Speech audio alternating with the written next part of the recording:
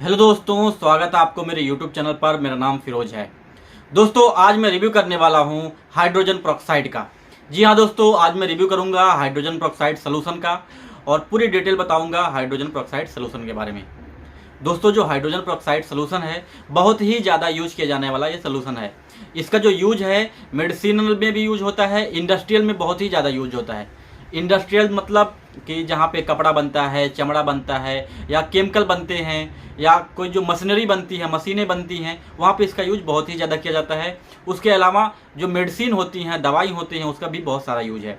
तो इस वीडियो में मैं मेडिसिन के जो यूज है मेडिसिन वाले वही सिर्फ बताऊंगा, इंडस्ट्रियल में कोई लेना देना नहीं है।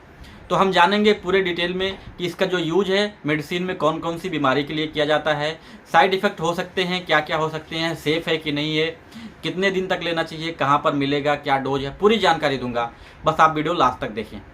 दोस्तों, अगर बात करें हाइड्रोजन पेरोक्साइड का तो ये खुद एक जेनरिक नेम है जिसको H2O2 के नाम से भी मिलता है, क्योंकि इसमें दो हाइड्रोजन होते हैं, इसकी वजह से H2 हो गया, दो ऑक्सीजन होते हैं, इसकी वजह से O2 हो गया। तो H2O2 इसका फार्मूला है।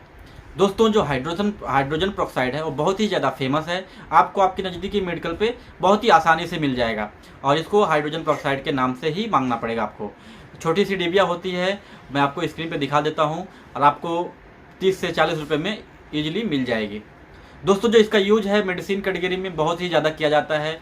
जो कि हाइड्रोजन पेरोक्साइड होता है वो एक एंटीसेप्टिक प्रॉपर्टी रखता है, उसके साथ साथ डिसइंफेक्टेंट प्रॉपर्टी रखता है। मतलब बैक्टीरिया को आगे बढ़ने नहीं देता है या इन्फेक्टेंट को आगे नहीं बढ़ने देता है, उसमें इसका यूज किया जाता है। दोस्तों, अब बात कर लेते हैं इसके प्रॉपर यूज के बारे में। तो देखिए, इसका जो यूज है जला कटा घाव, मान लो कट गया है, जल हो गया है, घाव हो गया है, तो उसको क्लीन करने के लिए इसका यूज किया जाता है। जो कम स्टेज का घाव होता है, बहुत गहरा घाव नहीं होता है, जो नॉर्मली घाव होता है, उसको साफ करने के लिए इसका यूज किया जाता है। आप लोगों ने, बहुत सारे लोगों ने देखा होगा कि आपके घर में या आपको ही कहीं चोट लग गई है, तो जब आप डॉक्टर के पास जाते हो तो एक छोटी सी डिबिया से वो पानी 2-3 बूंद गिराता है, उसके बाद वहाँ से गाज झाग निकलने लगता है, फिर उसको साफ करता है। आप लोगों ने, बहुत सारे लोगों ने देखा ही होगा। तो उसको ही वही हाइड्रोजन पेरोक्साइड रहता है।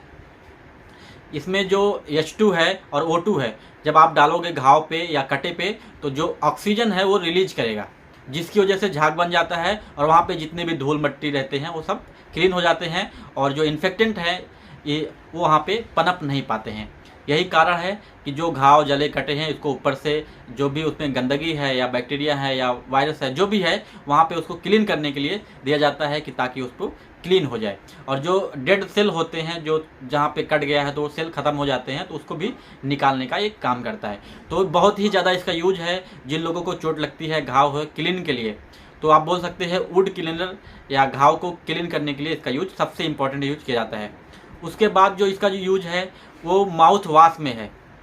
माउथ वाश के लिए किया जाता है। बहुत सारे लोगों को जिंजिवाइटिस, गम में सूजन आ जाता है और जो डेंटल के डॉक्टर होते हैं, दांतों के डॉक्टर, उसको देते हैं कुल्ला करने के लिए या माउथ को वॉश करने के लिए, जिसकी वजह से इसका यूज बहुत अच्छा किया जाता है। उसके अलावा दोस्तों, कान में जो वैक्स होते हैं, गंदगी होती है, ज़्यादा हो जाती है, तो 1-2 बूंद डाल के वो जो गंदगी है उसको निकालने में भी बहुत ही ज़्यादा मदद करता है। या कोई इन बहुत कीड़े मकोड़े अंदर चले जाते हैं तो उनको मारने का भी ये काम करता है। तो ये ज़्यादा इसका जो है बहुत ही केयरफुली डालना रहता है कान में, नहीं तो ज़्यादा मात्रा में जाने से आपके कान का बहुत ही ज़्यादा साइड इफ़ेक्ट भी हो सकता है। तो ज़्यादा नहीं रहता है तो बहुत कम मात्रा में डालते हैं और वो भी डॉक्टर के हिसाब से ही डालते हैं।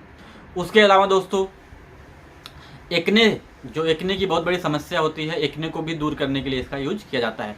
इसके अलावा स्किन में बहुत सारी बीमारियां होती हैं स्किन से रिलेटेड, उसमें भी इसका यूज किया जाता है।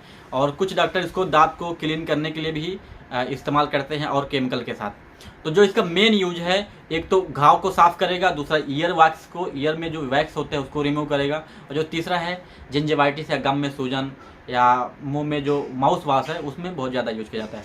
उसके अलावा डिसइंफेक्टेंट में भी बहुत ज़्यादा यूज किया जाता है। कुछ चीज़ को क्लीन करना हो, जैसे कोई भी चीज़ हो गया, इंस्ट्रूमेंट हो गया, जैसे जो डॉक्टर ऑपरेशन के टाइम पे यूज करते हैं इंस्ट्रूमेंट, उसको क्लीन करने के लिए यूज किया जाता है।